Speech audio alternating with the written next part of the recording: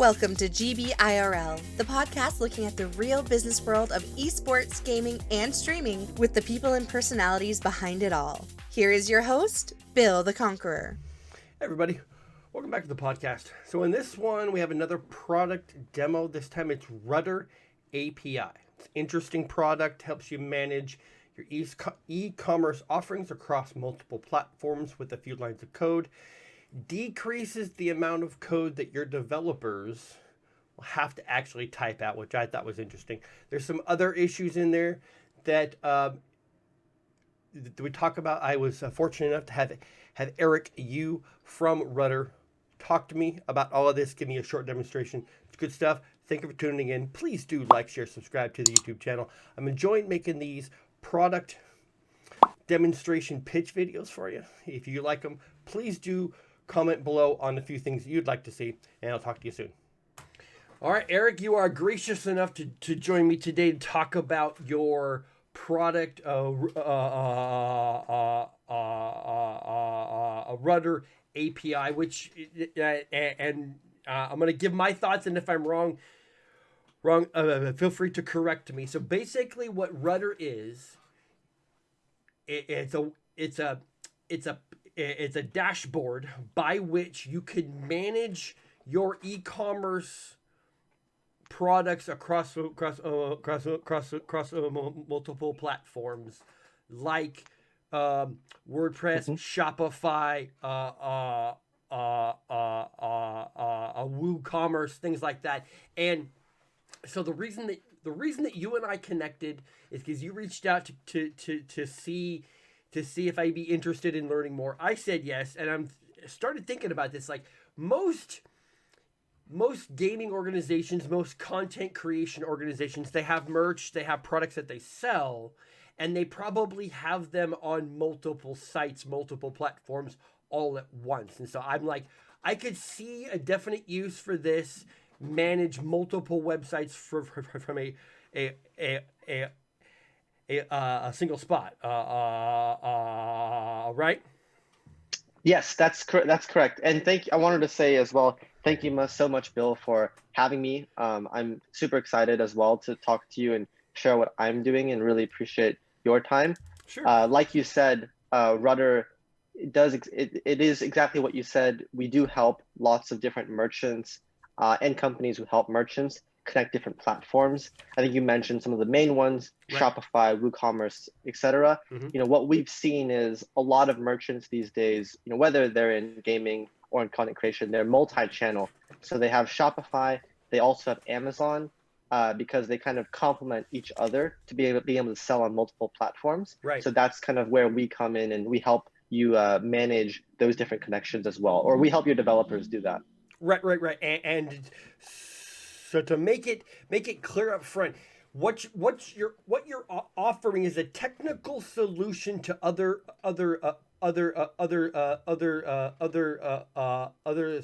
software teams. So if your group has a software developer, maybe 2 or 3 that have the specific job of staying on top of issues with your site, what you're offering through your API is a technical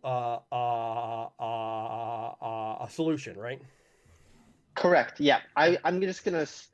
It is a few lines of code to integrate with, right? Which you can see a snippet that we've posted on our website. Yes. And then it's very easy to choose which stores that you want to connect. And once you've done that, your development team, they will have to write 10x less code, because otherwise, without Rutter, they'd have to build these separate connections and work with these different platforms' APIs to send and pull data. And we do that with one API, so you just have to write the code one time. Okay, and for somebody, now I'll freely say, everybody who follows me knows this, I tried to learn to code a couple times. I put forth some effort. It for me at least, it didn't fully click. But that gave me it gave me a unique understanding into how developers think and how they work. And having to actually type out less code is one of the things that all developers actually try to do. They don't like to sit in front of a computer and press keys for an hour. They like to solve Hmm. problems, and those are actually two different things sometimes. And so by saying you add this line of code to your app, it helps you type 10x less code. That phrase right there, every software developer out there who watches this will stop what they're doing and go, oh, I have to type less code. Okay, this is interesting. Yep. All right, sir. So, Exactly. so go ahead. Go ahead. Sorry. Yeah, exactly. I mean, I think I also wanted to share, our personal story, which was, our team, we had been working in this space, helping e-commerce merchants and different tech companies for the last year, work with Shopify, Magento. So we know how much code you have to write for these different platforms. Right. And we built this for ourselves in the beginning to make our lives easier. We ended up seeing that a lot of other merchants and companies found this valuable. And so that's why we productized it. Nice. All right. So so I will also say I've seen a lot of products lately that have become that started off as I need to solve a problem for myself, and then you realize, oh, there's a whole bunch of other people out there having this exact same problem. Yes, exactly. So go ahead, sir. Go ahead. Yeah. So I think that's a big part of why we've been able to figure out as much as we have. Like we've grown a lot in the last few months Mm-hmm. because we've kind of experienced this problem ourselves and we know who to look for. And since we're also developers, we kind of know what what's important for developers, like this writing less code, providing a good experience on the front end, and also security. We keep our data, very, very private and behind a lot of different layers of protection on Amazon. So these are all things that have helped us target developers better. Alrighty. And then I think going on in terms of but beyond implementing this, the big part of our product is the API. So the kinds of data that we provide, products data, orders data, these are kind of the bread and butter for a lot of different merchants and companies that work with merchants. Mm-hmm. So not only do we provide this data, we standardize the data itself so that a lot of different platforms have different types of data, different fields, different schemas. You usually have to account for all of these yourself as a developer. Right. But what we do is we standardize everything so everything looks the same, regardless of what platform it's coming from. So it makes the mental load on your head and your team a lot lower. Okay, so that right there is really interesting because each application, each piece of software that is written, each line of code, depending on the platform, whether it's Twitch or YouTube or Twitter or Facebook, so when you interface with that API, you only get the information back that they send you, and what they and the information that you get back is not the same across every platform, right? Yes, correct. Okay, so give me an example of what you get from Amazon versus what you get from Shopify. Yeah. So every platform, like you said, every platform is different. And for Amazon, there's kind of generally similar things like orders. For example, an order, it has line items, what the person has bought and all of that. So for us, what we do is, for Amazon specifically, what they do is in every order they kind of hide the customer data. So they don't let you see the emails or the usernames or where they're from, the address usually. Okay. But other platforms do, like Shopify allows you to see all that information. So what we've done is our system, we we have to get that right permission to do this, but we actually go for Amazon, and for each order we fetch the right customer data, which allows us to give our customers the same schema for every platform. So if the individual platform doesn't really conform, we kind of do that extra work to make it conform so that our customers find their lives easier when they're working with these different orders data. Okay, so the next question for me is then how do you okay, so when you're dealing with a massive company like Amazon and they do things their way because they can, because they're Amazon, when you're dealing with a company that massive and that has their rules in place and has their security, so is that like you send a do you send a direct request to a specific person to have that data data to have that data shown to you? So no, so what we do is we don't need to work through Amazon. Okay. Amazon has a way of basically allowing merchants to share their data with any application developers or themselves. Of course, they're trying to develop their own application. Right. So what we do is we use that flow to have the merchants share their data with our customers, and then we kind of sit in the middle. Okay. And then we help that customer and take that data. Yeah. So okay, so does that actually involve you?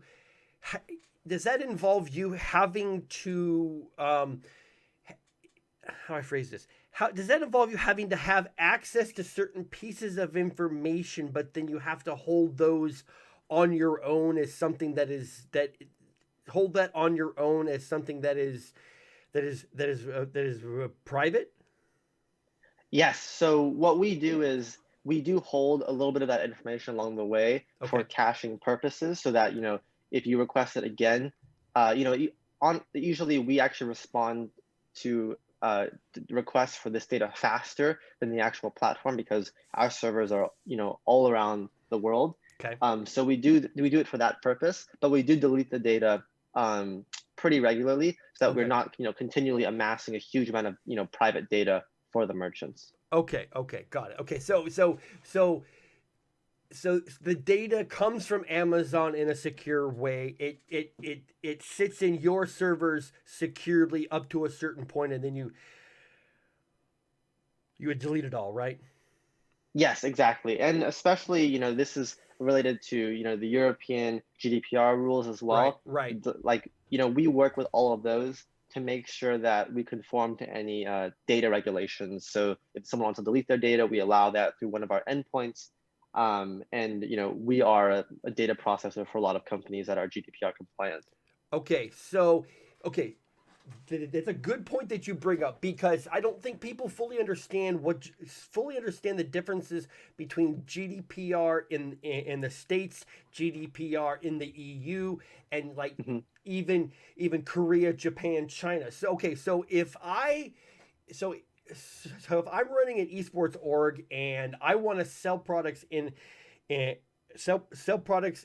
sell products in America. I want to sell products in Canada. I want to sell products in Mexico. I want to sell some in France and Spain and England. It seems like it seems like there would be rules that would be different for each country, right? Yes, correct. I think the other countries, outside of Europe, they are still kind of developing their own regulations to figure out what works best for them. Okay. Europe is just the one that's kind of most clear, probably the most stringent out of all of them. So we've worked really closely with that specification to make sure that we're compliant. And in the US, it's a lot less stringent, but there are rules in California that, for example, that we must follow. Right. We work with those as well. It's kind of like a case by case basis as well. Okay. Because our customers, they may not be in Asia at the moment, but if they are, then we'd work with them to figure out what's the right thing to do there. Okay. So how much of that responsibility for myself as the organization owner to know and understand those concepts, how much of that is on me versus how much can I push onto you? Yeah, I think so. I think right now it's pretty much everything. You know, in terms of what we do, in terms of what our customer or the owner has to do for us, all they really have to do is just write that we're a data processor for them somewhere in their terms of service or privacy policy, and Okay. that takes care of everything. As long as they themselves are also GDPR compliant, because there's Mhm. also rules that they have to follow as well. Right. So that's all they have to do on their end, and then for us, we make sure that we're audited and Okay. everything is correct there. So I just want to make sure that last statement is clear. So you're saying as long as I put in my terms of service, my privacy statements, here's what we do. These people process data for us. All Hmm. of the compliance issues are then all of the data transfer compliance issues are all the all those issues are handled by you, right?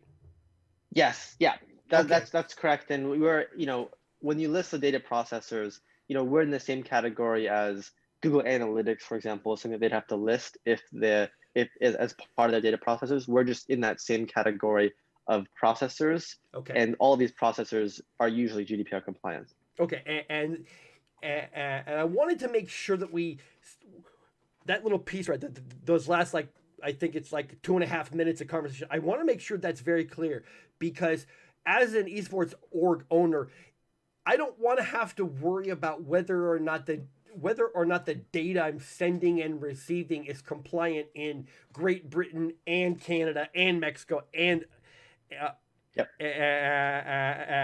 everywhere else. I want to have a person that I trust to handle that for me because I got enough on my plate, right? Yes, exactly. Okay. So that piece right there is very important. As esports grows, as these orgs get bigger and reach more people, making sure your data is secure, making sure that your transfer rules are compliant across multiple jurisdictions is also vitally important because you want to be able to interact with those people in those various regions. Okay, that's fantastic. Okay, Yeah. um, so so is there a way that you can show me a dashboard? Yeah. So in terms of a dashboard, it's very straightforward right now. This is the Rudder dashboard where you can find your API keys. So the way we work is that we're an API. So we give you these keys that you can use to query our endpoints for our data. And the platforms that we support, they're all listed here. And you can go in and configure those as well. Um, and what happens after this is that once you get your API keys, our API, you can see all the data and all the information that we have in our documentation. Right. And so, for example, if I go to our orders endpoints, there's a few different things you can do. One of them is just to fetch all orders. You can call this API with the keys in your dashboard to get the data. So Okay. that's how the whole thing works.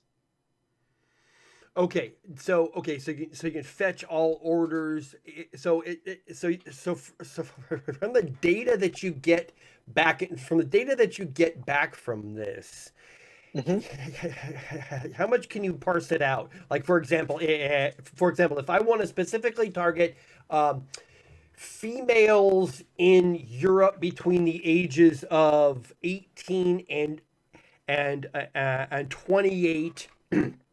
who all ordered a certain product in the past past 2.5 weeks. Is that possible? So that's a great question. That's something that we're getting to Okay. right now. Our focus is really just getting that data, with high performance and offering that back in a way where you don't have to write, that 10x amount of code that I mentioned before. Okay. In Got the it. future, to reduce even more code that our developers have to write, we definitely would want to be able to add kind of querying capabilities to our endpoints to Okay. allow for that kind of fine-grained searching, and those kinds of features. Yeah, but that's something that we're definitely working towards. Okay. So at this point, what you have to offer at this point is basically just basically just kind of it's a what you're offering is a is a is a one stop management platform for all of all of all of your products across multiple websites. So as far as the data that you get back from that, is it just in large chunks based upon each each each site? Yes, correct. Yeah, we fetch the data that each site contains because some people might have ordered on Shopify, some people might have ordered on WooCommerce, some people might have ordered on Amazon. We can fetch those chunks of data from those different sites. Right. Okay. Okay. Got it. Okay. Perfect. Okay. Cool. Yep. And then I think the other thing I have to mention about our API is that, you know, I think real-time updates are pretty important for a lot of people Okay. to keep track of new orders, things that are happening in real time. So we support that as well. So not only can you kind of fetch the orders directly yourself, we can also send you updates whenever new orders come in or a new customer is created or a new product is created somewhere else. These Right. are all things that we can support as well. So what you're saying is I don't have to go to multiple websites to add in new products or to take products out. I can do it all from your dashboard. Yes, so yeah, those are capabilities that we offer. And also, if you use services like apps, e-commerce apps that create products or create orders for you, those new data pieces are also ingested into our system, and we let you know when that happens in case you want to know about those in real time. Okay.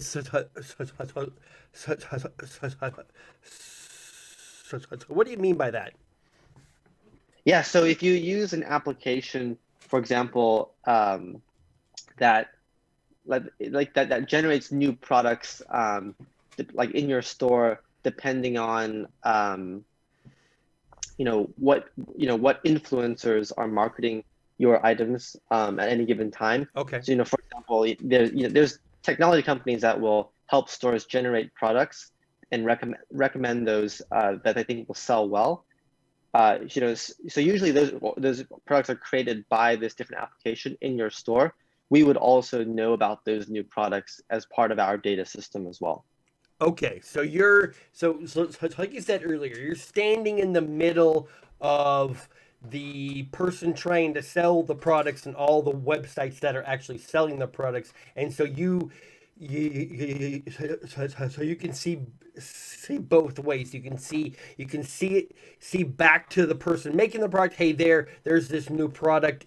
And we want to then add that back into the websites, and then you see the websites and every orders that they process in the various regions of the world, all being secure and compliant, and you feed that data back to the person selling the product, right? Yeah, that is correct. Yep. Perfect. Okay. So right now at this point where you are in your development process and your growth, if somebody wanted, if a merchandise seller, if an esports org wanted to use your API, as far as the as far for as far as the onboarding time, how long does it take? Yeah, so what we've seen the fastest take is usually in the first week we give you access to the sandbox environment, which is basically a place where you can get test data and then test the API, work with your developers to make sure everything works the way it should. Okay. And then at the same time, we will be helping you set up your actual stores, onboarding your real stores so you can immediately start using real data. And that's really just, a flip of a switch from the test data to the real data. So Okay. everything would work the same.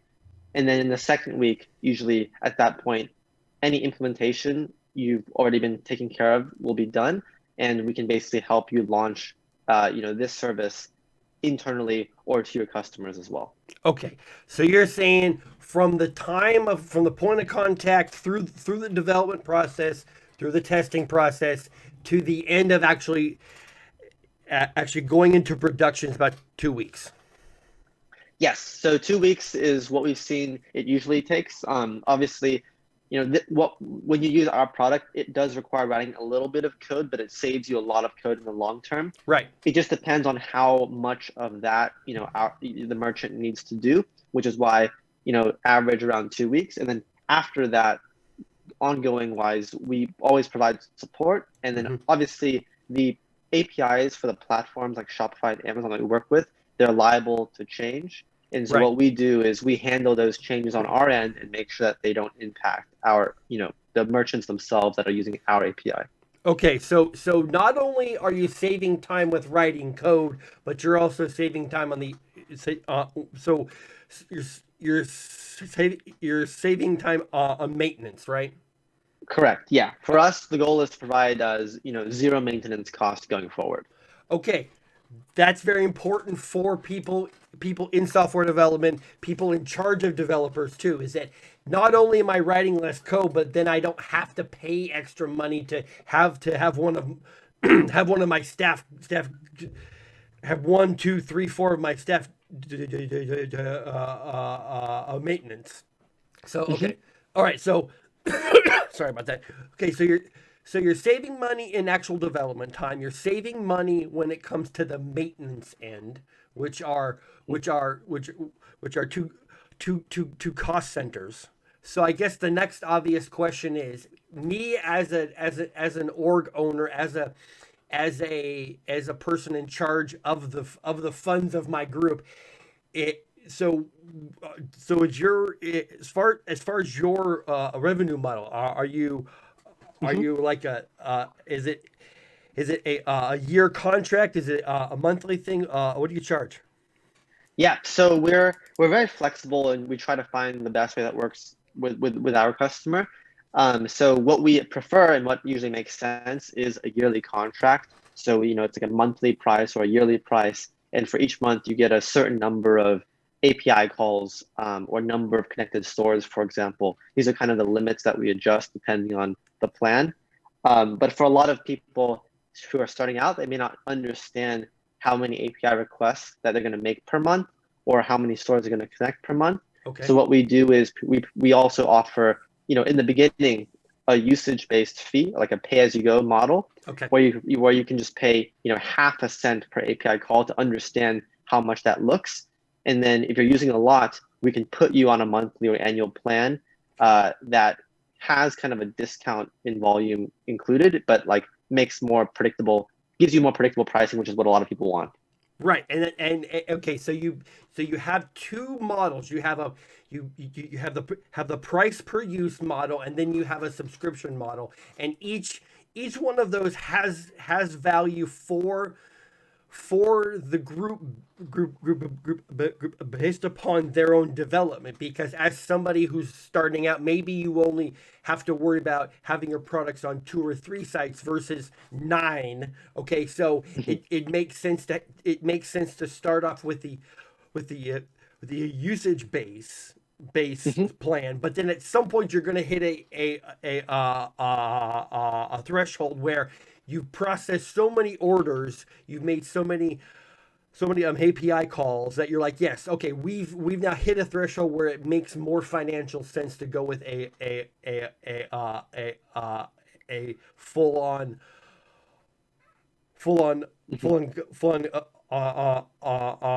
a contract, right? Yes, exactly. Yep. Once you hit that point, you're doing a lot of requests, you're doing a lot of stores, and at that point, we in our monthly and annual pricing plans, we throw in some discounts in terms of the volume, Right. and they're kind of then split in terms of feature sets, what you need. So it kind of depends on what you need to figure out what tier that you're in. Perfect. So, just out of curiosity, what is that a threshold? So what is the threshold at which point you're going to be moved towards a monthly and annual pricing tier? Well, so for me as an owner, at what point will I see the value in staying on the price per use plan versus the full on contract? Are we talking Yes. like so is it a certain certain revenue limit? Is it a is it a is it a Yep. what I'm trying to say? Is it a certain number of API calls? Yep. So in terms of that, the number of stores that you connect to and the number of API calls factor into that usage-based pricing. And I would say once you reach about $500 per month in terms of like per usage-based pricing, that's when it would make sense to put you on a plan going forward that gives you more predictable pricing. So like at 500 a month, and you get a certain number of API calls that you won't hit. Okay, got it. Okay, so what? Okay, so let's take that same concept but in reverse. what if I'm on a contract and I'm like, look, we've decided as a company we offer these 12 products across these Yeah. 9 or 10 platforms. We've decided we're gonna get rid of everything except for 3 products. We've just decided we're going to revamp our product line.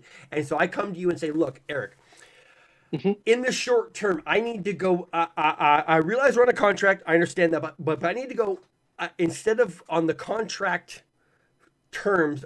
I need to go back to the per usage rate. What does that look like? So that's definitely possible. It kind of we're flexible there because we are a startup and we want to basically give people as best of an experience as we can. Right. So that's possible. If you're month to month, it's very easy. You just transition. If you're on an annual plan, we would just renegotiate the details of what happens after that. Okay. And that is it. The only reason that I bring that up is that when you're selling products online, you have ups, you have downs. You decide, that we've been going in a certain direction with certain products, but we want to shift our focus and try a different vision, go in a different direction for products.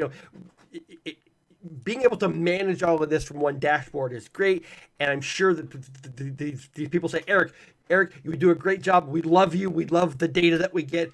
We're just going to shift directions on this, and so short term, we're going to see a drop in API calls. We're going to see a drop in orders while we get these new products rolled out. So it speaks to how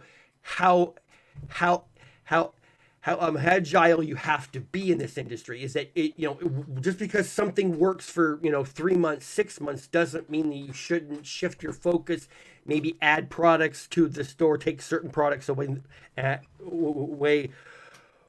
and things like that, right? Yes, exactly. Yep. We are. I think it fits into line with our strategy of being fast, being flexible, like you said. So that's how we work right now. Perfect. All right. So I think that I have a pretty good vibe on what you're doing. So is there anything that you haven't shown me yet? I think this is everything. Okay. So we are kind of an infrastructure company. So Right. it's very developer focused. There's not too much flashy things that I can show, unfortunately. Right. But yeah, this is pretty much everything. And happy to, if anyone has questions, happy to basically take those anytime. Yes, and for people who think that this is boring content, keep in mind that while supply chain management isn't flashy, it's not pretty, it's vitally important to manage all of this and getting into the nuts and bolts of what does it take for me to get from point A to point B to point C and handling all these pieces I need to make this work. This is what makes this world work. Things like this, being able to manage multiple channels across the world, being compliant, being data transfer compliant across multiple regions is also a huge deal that nobody ever thinks about, because the only time you think about it is the only time that people care about their data is when someone steals it. Right, Eric? Yeah, exactly. All right, so Eric, if people want to find you, talk to you, where do they go? Yep. So you can message me. You can email me at eric@rutterapi.com. That's with 2 T's. Right. And then, of course, if you want to test things out yourself, head over to our website, RutterAPI.com, request API keys, and me or someone on my team will reach out ASAP. Perfect. And if people want to contact you on LinkedIn, they can, right? Yes, exactly. Okay. And what I will do is I'll put your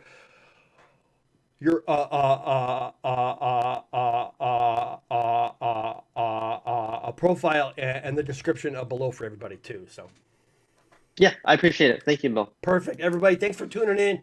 I'm actually enjoying these discussions of products. I think it gets into a different aspect of the business that is pretty freaking awesome, that not everybody thinks about, but is vital. It's stuff like this. I mean, I realize that asking about data transfer compliance rules seems like pretty boring stuff to the average human being, but people who make decisions and people who spend money for gaming organizations, this is the stuff they think about. It's like, I want to be compliant in France and in Korea and in Canada as well as everywhere else, and I don't want to have to worry about it. I just want to say, hey, Eric, I got this thing. Can you handle it? And you go, yes, I can. Exactly. Yeah, and I totally agree. And I think there's a huge market even for companies that are helping, big organizations deal with these compliance issues. And I'm not a huge expert. I work with other people to help. Right. So yeah, definitely an opportunity for those out there looking for good projects. And yeah. Perfect. Eric, made time for me today. Thank you very much for making time for me. Everybody, thanks for tuning in. Please do like, share, subscribe to the YouTube channel. We've done a couple of these. I'm enjoying the crap out of them. I hope you do too. And I'll see you very soon. Thank you for tuning in today. You can find links to everyone on the show in the description below. Check out Bill the Conqueror on Twitch and Twitter to stay up to date on his thoughts and ideas about gaming culture.